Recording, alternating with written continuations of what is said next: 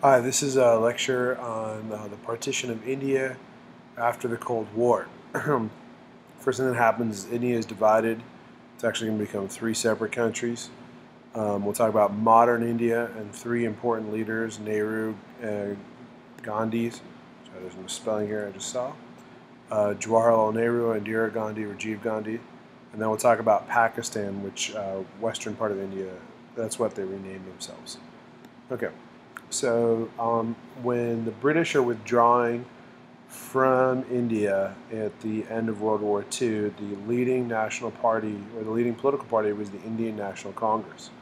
It claimed to represent all of India, but in India there was 350 million Hindus and 100 million Muslims. And most members of the Indian National Congress were Hindu. So if you were a Muslim, you were kind of nervous. So the Muslim League was founded in 1906 to protect Muslim interests in India, and it was concerned about this. And the leader was Muhammad Ali Jinnah, and he says that the League was for Muslims, and that all Muslims ought to resign from Congress, and he would never accept Indian independence if it meant being ruled by a Hindu Congress. So he's actually leading for an independent Muslim country.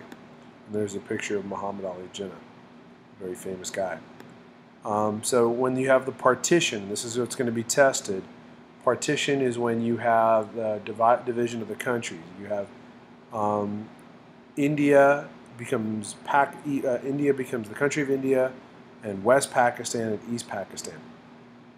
So when this is happening, there's rioting going on all around because if you're a Muslim and you're in India, you want to get to Pakistan. And if you're a Hindu in West Pakistan, you want to get to India. So the Britain's last Viceroy of India, he's really promoting this. And then the British House of Commons passes this act on July 16th, and it's going to be divided into two nations. And in 1 month's time, the entire nation can decide where to go. And so you have refugees fleeing back and forth. Sorry, I misspelled refugees here. So Gandhi was very upset by this, and Gandhi says, "What is there to celebrate? I see nothing but rivers of blood." So Gandhi went to Delhi to plead for fair treatment of Muslims, and he was shot and killed there by a Hindu extremist. So after the death of Gandhi, Jawaharlal Nehru becomes the first Indian prime minister. He is the prime minister of India. There was a lot of tension between India and Pakistan, and the land that between the two of them is called Kashmir. And Nehru gets involved, and the UN is still involved there, and there's a ceasefire. A third of the territory goes to Pakistan, the rest to India.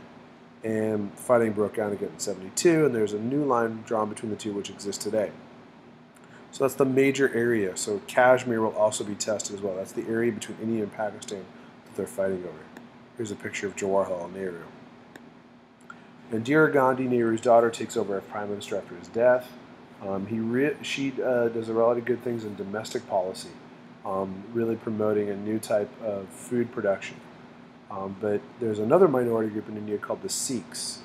They wear turbans on their head.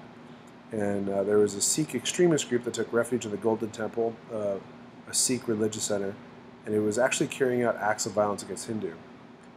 So in '84, the Indian army overran the temple and killed 500 Sikhs and destroyed the sacred property. And then 4 months later, Gandhi herself was assassinated by two of her Sikh bodyguards in retaliation. So you can see there's a lot of cycle of violence in this area of the world. Here's a picture of Indira Gandhi. Rajiv, her son, takes over, but he actually lost power because of a corruption issue, and then he himself was bombed. So there's another bombing. Here's a picture of Rajiv. So Pakistan, on the same time, is actually having its own issues. There is two Pakistans. You had, and if you look at the map in the book, it's West Pakistan, India, and then East Pakistan. And East Pakistan is very small and actually kind of felt neglected. So in 1971, there's a rebellion that breaks out, and the Indian Army actually supported East Pakistan because they were anti-West Pakistan, and so is India. And West Pakistan withdraws from the Union, and they become the new country of Bangladesh.